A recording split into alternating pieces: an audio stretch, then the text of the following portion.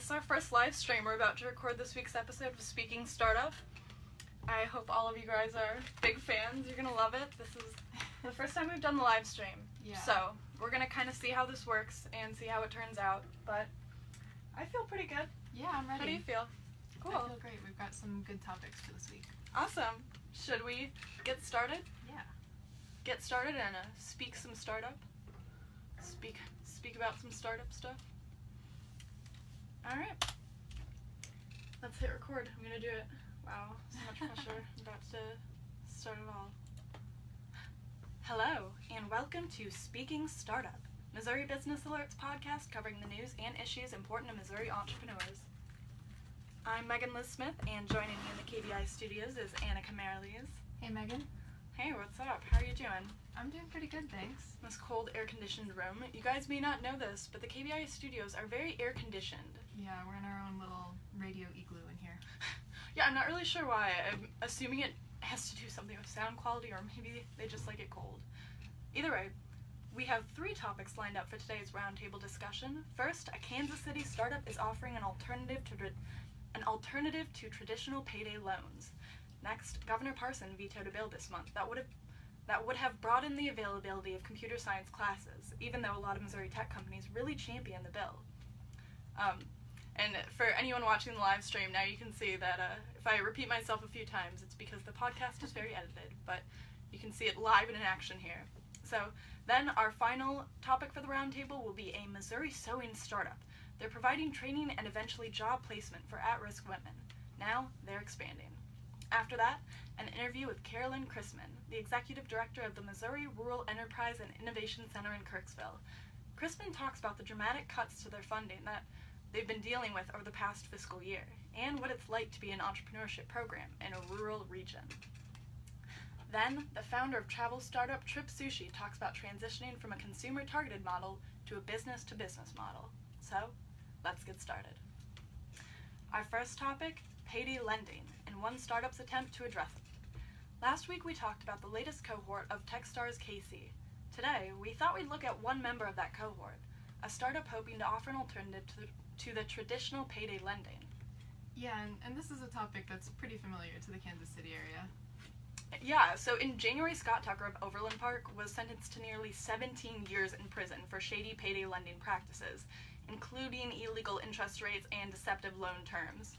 Between 2008 and 2012 alone, prosecutors said Tucker exploited 4.5 million people and collected $1.3 billion in illegal interest payments. Yeah, and that's not the only example by any means. Last month, another payday lender, Rick Mosley Sr., was sentenced to 10 years in prison for a number of issues, including the issues that we mentioned from the Tucker case, illegally high interest rates and deceptive loan terms. Kansas City's payday lending culture was even featured on Netflix's Dirty Money series. Yeah, it's a really good show, and you should definitely check it out if you haven't. And there are a lot of examples we could bring up about this, but then we wouldn't really get to talk about today's topic, a startup that's hoping to give people a better alternative to the cycle of payday loan debt. So, what alternative is this new startup offering, Annika? So the startup is called Solo Funds, and it's a peer-to-peer lending system where borrowers are connected with individuals who will loan them amounts of under $1,000. The Cincinnati-based company has an app where borrowers sign up, write the amounts that they need, the reason they need it, and how much they'll repay and when. So, how's it going so far? Well, the Kansas City Star reported that $200,000 in small loans have already flowed through the app so far. They actually had an oversupply of lenders in the beginning, so they had to make some adjustments. The co-founder and CEO, Travis Holloway, refers to the repayments not as interests, but as tips, and they're limited at 10%. And in terms of collections, the company uses an alternative collections company that sends emails and texts rather than phone calls and does so less frequently than other collections companies. So, to summarize, what does all this mean? Kansas City is a place where payday lending has been prominent and I think I can fairly say harmful, and a new company is hoping to create a more peaceful lending option for people. Awesome. Well, for our next topic, Governor Mike Parson vetoed a bill that aimed to expose Missouri students to more computer science. Technology companies are really fighting for this as a way of cultivating Missouri's tech talent. Right.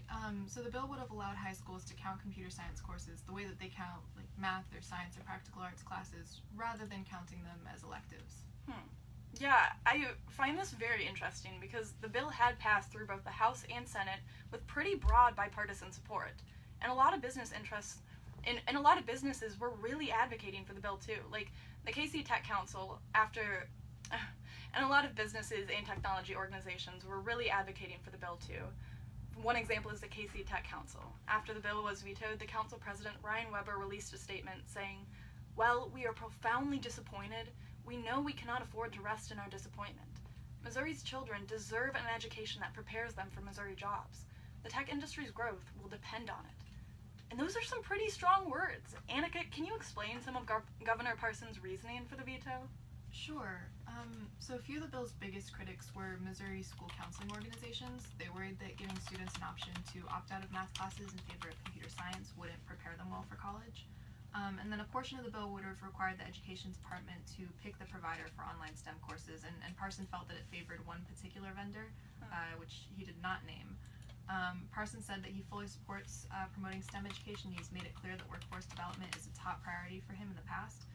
But according to the Kansas City Star, in his veto letter, he said that he just could not approve of the bill the way that it was written. Huh. So, as for those that really did like the bill, like its sponsor, Republican Senator Doug Libla, it's always tough to get those right. Like its sponsor, the Republican Senator Doug Libla, they were pretty surprised it was vetoed. I know there's already been some conversations about taking the issue up again in the next session. So, Annika, do you want to summarize what this all means? Yeah. So although this bill was vetoed, many in the Missouri tech community still want something like this to happen, and workforce development is one of the top priorities that Parson has named. So there's a strong likelihood that we will see this program proposed again in the future. Yeah. So, our last topic, a Kansas City startup that's providing training and job placement for at-risk women. Rightfully Sewn was launched in September 2015. They recently moved into a new space in the Crossroads district, and last week they made a big announcement. Yes, so Rightfully Sewn has a sewing training program, and in their old space they could only accommodate 6 women per class, but the new space, they say, is big enough for 30 trainees, and they noted that women and men will be eligible to join that group. And this seems like a really cool way to help people in at-risk situations and find them jobs in the future. And they're doing pretty well so far. According to their 2017 annual report, 83% of the people who've completed the program found a job after graduating. Yeah, I think it's a really interesting way of doing this, and it's an important problem that they're trying to confront. Sherry Turner is the president of the Women's Employment Network and executive director of the Women's Business Center, and she said that 67% of at-risk women will relapse into their harmful situations within 3 years without community support. So, to summarize, a startup that's taken a unique approach to workforce development for at-risk individuals is expanding its space and its reach. Awesome. I think that's it for the roundtable. After a short break, Annika will be talking to the executive director of the Rural Enterprise and Innovation Center in Kirksville. Then I'll talk to the founder of Trip Sushi, a Kansas City-based travel agency startup. So we won't include the interviews for the live stream, but we'll read the intros and then get to our last segment, Can I Get Your Digits? A pretty exciting look at some interesting numbers and startup news. So, we're going to read through the intros for the interviews, and for our live stream audience, it can give you a good preview of what you can check out in the podcast. Up next, Annika interviews Carolyn Chrisman. Chrisman is the executive director of the Missouri Rural Enterprise and Innovation Center in Kirksville. She spoke about what it's like to be an entrepreneur-supported organization in a rural area, and how the center is adapting to some significant budget cuts. Would you mind just saying your name and your title? Sure. Carolyn Chrisman, Executive Director of the Missouri Rural Enterprise and Innovation Center. What kind of programs does the center offer to entrepreneurs? We have individual counseling, business counseling. Also then if they need to build a prototype, if they need a patent, we just help them work through the process. And then if they want to license their product, we can help on that end. So really it's a case-by-case basis on what companies might need. And not everything can we do in-house. We don't necessarily, we don't have any patent attorneys in Kirksville, and so we reach out through our network. Also the same thing with funding. This might surprise some people. We don't have a lot of venture capital going on in Kirksville, so we work with our partners to try to get our clients what they need. We also have an incubator and co-working space. So it sounds like it's partially like just exposing people to a network across the state of different support systems as well.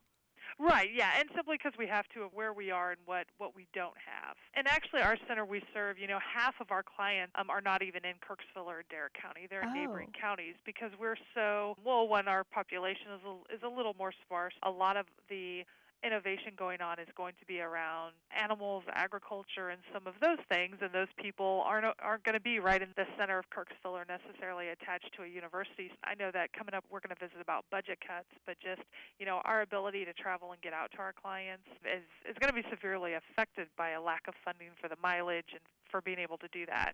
Yeah, why don't we jump right in? So how much of the center's funding relies on the funding that the MTC provides? It used to be more. And it's not MTC's fault. Right. So they took a significant cut. Well, then we in turn took that cut. And then this year again, because they got a $250,000 cut from the General Assembly, it looks like we're going to be getting, at least a 10% reduction again this year. So could you give me some numbers maybe of how much funding was cut for fiscal year 18 and how much might be cut for this upcoming fiscal year? Last fiscal year, we were cut right around maybe a little less than $50,000. And then this year, it looks like, depending, it could be anywhere from $5,000 to $10,000 cut again. So we'll be operating at 60% of what we normally would. So could you get a little bit specific about kind of what programs and services that's been affecting and what it might be affecting in the upcoming fiscal year? So last time, our staff time was not able to be dedicated to the Innovation Center as much. We also had to reduce some of the travel that we had initially been able to do when we went and saw clients in a neighboring county or two counties away. We can do, a lot of things maybe over the phone via email or via Zoom or some other media, but sometimes that's tough with some of our clients. You get out into the rural areas where they don't have the broadband that they need, and so there's a lot of buffering, and so some of those communication tools aren't always we can't always use them. But a lot of our things locally that we, working with the faculty and staff of both our public university and our private university, we've been able to continue those functions. So, again, half of what we've done has not necessarily been impacted, but about 50% of it has been impacted in some way. And so could you tell me a little bit about the businesses that the center supports, like what kind of industries they're in and what kind of startups they are? We see a lot. So a lot of ag-based things. We've got people using agriculture in innovative ways, different ways, plant genetics, animal genetics. We also have what MTC would call applied engineering. Again, wide variety of things that we've seen. We also have some students who come to Truman and they have a business idea that'll fit one of the categories that we work with. And so how have you seen the entrepreneurship scene in Kirksville and I guess the surrounding areas? How have you seen it evolve over the years? I want to say that it's probably been there all along. Anytime that you're on a farm and you're involved in agriculture, you have to be innovative. So you have to be able to maybe make a part you need. And so I think that's always been out there. So some of it is just us discovering that and being able to offer support for, those good ideas, being able to get them out there to others. Okay. So that, through a licensing agreement or through sales or something like that. Because if one farmer is experiencing a problem, that more are going to experience it as well. But then we do have as the younger people come in, not only through maybe the public schools, but the universities, there is just more of an entrepreneurial bent to those folks. And a lot of them, it is technology related. We see it all. And so we are seeing more activity from those students and young people than in the past, I believe. We've had young people as young as 12 come into our center that are doing some genetic modifications with animals, and we're just excited that we get to see and help them. And I know that I reached out to you because I knew you were the executive director of the Innovation Center, and then when you emailed me, I saw that you had like 2 other titles. So it sounds like you're wearing a lot of different hats. In rural communities, you have to. You can specialize up to a point, but you really have to be a generalist in a lot of ways. And that's why it's nice to have a network which, MTC provides with all the innovation centers because, Kansas City, Columbia, Springfield, St. Louis, all of those places, they're able to really specialize. And so that allows us to, in some ways, be a pipeline for them, but also to reach out to them for assistance. Thank you so much. I really appreciate your talking to me today.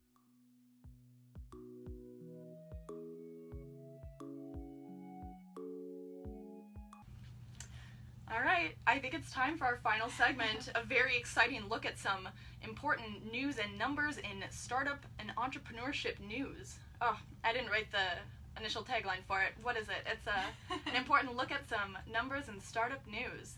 It is called, Can I Get Your Digits? Let's do it. So, Annika, can I get your digits? Sure can, Megan.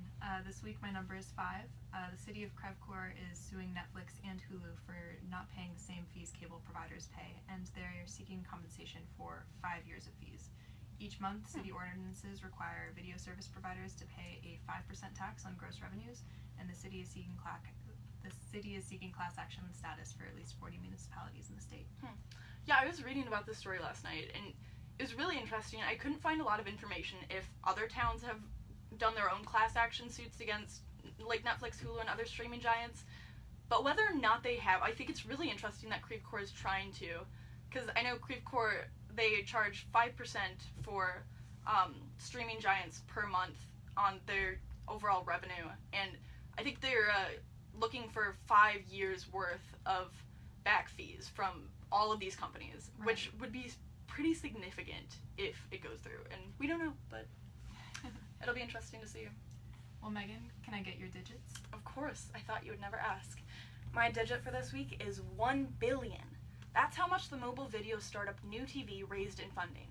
Investors like Disney, 21st Century Fox, Warner Brothers, Entertainment One, and other media companies made a combined $200 million investment, while institutional investors from the US and China made up the rest. It's pretty interesting that New TV has been able to raise so much in the investments because details about the company are still pretty sparse. So far, we know that New TV aims to bring high-quality Hollywood production values and storytelling to mobile device. So far, we know that New TV aims to bring high-quality Hollywood production values and storytelling to mobile video, but in a totally different format. Instead of producing regular-length TV shows, it aims to release content in bite-sized formats of 10 minutes or less. And it's also unclear for now if New TV aims to actually own and distribute its own content, or act as its own standalone streaming service, or a mixture of the both. We'll really just have to wait and see how this impacts the mobile video market. Interesting. Yeah. Well, I think that's about it. It's time to end this week's episode with an entrepreneurship tip from Mike Plunkett, an entrepreneur from Kansas City. He wrote in a recent op-ed for Startland News, "Marketing is important, as is creating an overarching vision. And yet, being clear about the realities and what needs to be done moving forward is essential." This has been Speaking Startup from Missouri Business Alert. This episode was produced and edited by me, Megan Liz Smith. Thank you to Annika Mariles for hosting with me. Our theme music was produced by Podington Bear. We'll speak to you next week.